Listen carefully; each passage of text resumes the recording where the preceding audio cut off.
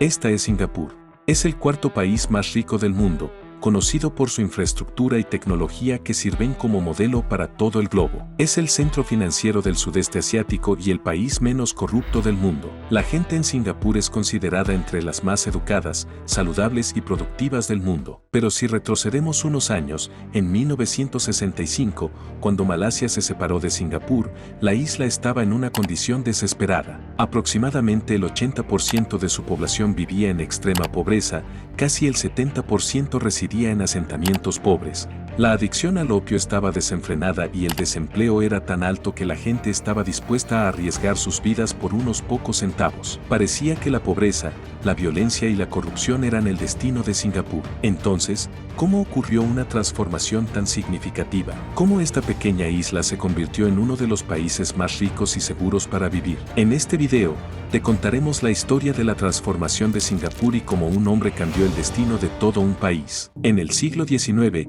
había una compañía muy poderosa que tenía su propio ejército y el 20% de la población mundial vivía en sus tierras. El nombre de esa compañía era la Compañía Británica de las Indias Orientales. Esta compañía solía comerciar a través de los océanos con el mundo y obtenía todas sus ganancias. Esta es la misma Compañía de las Indias Orientales que había conquistado toda la India. De todos modos, en ese momento, el artículo más rentable para esta compañía era el té chino. Para comprar este té, la compañía tenía que vender mucha opio y este opio se cultivaba en el norte de India. Todo el comercio de esta compañía pasaba por un lugar estrecho llamado el Estrecho de Malaca. Este es un paso muy importante y estamos haciendo un video sobre este estrecho, así que suscríbanse a nuestro canal para que reciban notificaciones oportunas. En solo unos años, este corredor se convirtió en la ruta más rentable para la compañía, de donde comenzó a provenir el 50% de sus ingresos. Pero para hacer segura toda esta ruta,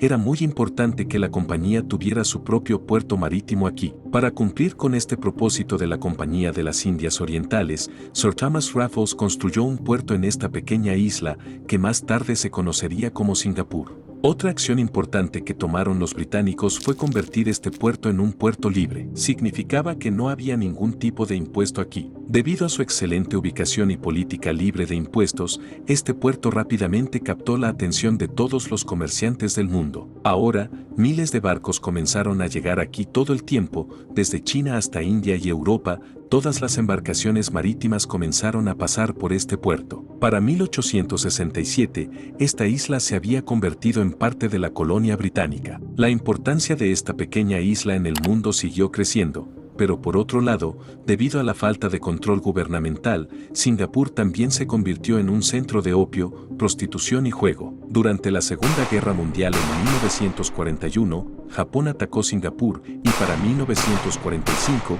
esta joya del sudeste asiático se convirtió en una ruina devastada. Durante todo este tiempo, Gran Bretaña no proporcionó ninguna asistencia significativa a Singapur y como resultado, hubo un intenso odio entre los lugareños contra los británicos. En medio de todo esto, surgió un hombre que iba a cambiar el destino de Singapur. Su nombre era Lee Kuan Yew. Lee era abogado de profesión que, en 1955, fundó un partido político llamado Partido de Acción Popular y también logró ganar algunos escaños en las próximas elecciones locales en el mismo año. Pronto se hizo bastante famoso entre la gente y luego en 1950 se convirtió en el primer ministro de Malasia. En ese momento, Malasia y Singapur eran parte del mismo país llamado Malasia. Apenas 3 años después de que Lee se convirtiera en primer ministro, Malasia se separó de Singapur. La razón de esta separación fue la misma: motivos étnicos y religiosos que habían llevado a la división del subcontinente en 1947. Después de esta división, le enfrentó muchos desafíos. Tenía ante él a una comunidad sin identidad, sumergida en la pobreza, sin trabajo, sin educación y sin hogares donde vivir. Le estaba dispuesto a llegar a cualquier extremo para sacar a su gente de esta situación, sin importar lo duro que tuviera que ser. En primer lugar, el gobierno de Lee prohibió la libertad de expresión para poner fin al malestar social. Los manifestantes, individuos violentos y consumidores de drogas recibieron severos castigos. Cualquiera que hablara en contra del gobierno era procesado. Incluso aquellos que tiraban chicle eran castigados públicamente. Escuchar todo esto parece bastante duro, pero sorprendentemente, estas medidas estrictas comenzaron a dar resultados notables. Las tensiones políticas y étnicas comenzaron a disminuir. Lee creía que mientras la gente fuera próspera, no les importaría nada más. Pero esto era solo el principio. En ese momento, el mayor problema económico de Singapur era la falta de vivienda. El 70% de los singapurenses vivían en barrios marginales. Lee aprobó una ley controvertida que permitía al gobierno comprar cualquier terreno a precios bajos. Al comprar estas tierras baratas, el gobierno comenzó a construir viviendas asequibles. Para permitir que las personas compren estas viviendas asequibles, se aprobó una regla donde se deducía el 25% del salario de cada persona y se guardaba en el Fondo Central de Previsión, con el gobierno contribuyendo con otro 25%. De esta manera, se acumulaba el 50% de los ahorros de cada persona y la gente comenzó a comprar viviendas. Hoy en día, el 80% de los singapurenses viven en hogares construidos por el gobierno. Después de la vivienda, el segundo problema más grande era el empleo. Singapur no tenía recursos naturales y ningún país vecino quería comerciar con él. Lee entendió que la única manera de crear empleos era atraer inversión extranjera. Con esto en mente, se redujeron los impuestos y se eliminaron casi todas las regulaciones. De hecho, el gobierno de Singapur incluso anunció que no se aplicarían impuestos a ninguna empresa extranjera durante los primeros 10 años. Las empresas extranjeras comenzaron a venir a Singapur y en pocos años, una tras otra, las empresas comenzaron a abrir sus oficinas principales en Singapur. En solo 10 años, el desempleo en Singapur se convirtió en cero y la tasa de crecimiento alcanzó hasta el 13%. Por otro lado, se introdujeron leyes estrictas para eliminar la corrupción en las oficinas gubernamentales. Los condenados por corrupción fueron sentenciados a muerte y por otro lado, los salarios de los funcionarios gubernamentales se incrementaron 10 veces. Los servidores públicos en Singapur ganan salarios que no se ven en ningún otro lugar del mundo. Como resultado, hoy Singapur es el país menos corrupto del mundo, y debido a esta alta confianza de los inversores, es el destino preferido para las grandes empresas. Además, Lee sabía que su recurso más valioso era el capital humano.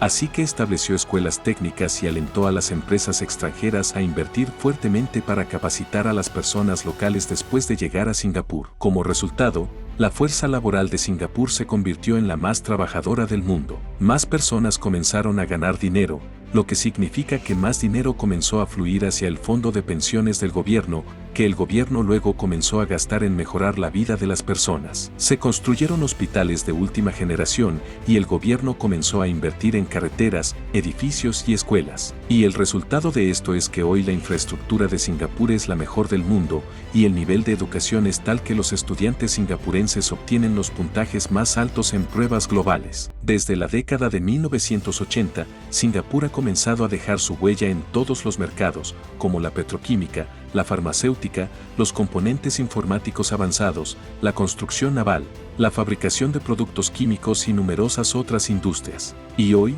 Singapur se ha convertido en el tercer país más grande en comercio de petróleo del mundo. Singapur ahora se cuenta entre los países más ricos del mundo. Tiene el segundo puerto más grande del mundo, y no solo eso, es la segunda nación más fácil para hacer negocios. La gente aquí tiene acceso a atención médica, vivienda y educación de clase mundial. El progreso de Singapur es en realidad el resultado del profundo amor y lealtad de un líder hacia su propia gente. Las políticas de Lee pueden no ser perfectas a los ojos del mundo, pero ciertamente fueron perfectas para Singapur. Por otro lado, está América del Sur, que, a pesar de ser rica en recursos naturales, está años atrás de Singapur en términos de nivel de vida. ¿Quién sabe cuánto tiempo tomará para que alcancemos el nivel de Singapur? Esperemos que la gente aquí también encuentre líderes sinceros y honestos como Lee. Esperamos que estén disfrutando los videos en este canal. Estas son todas las fuentes que consultamos para este video. Si les gustó este video, por favor denle like y suscríbanse al canal. Tenemos muchos temas interesantes que cubrir, así que su apoyo es crucial. Nos vemos en el próximo video. Cuídense.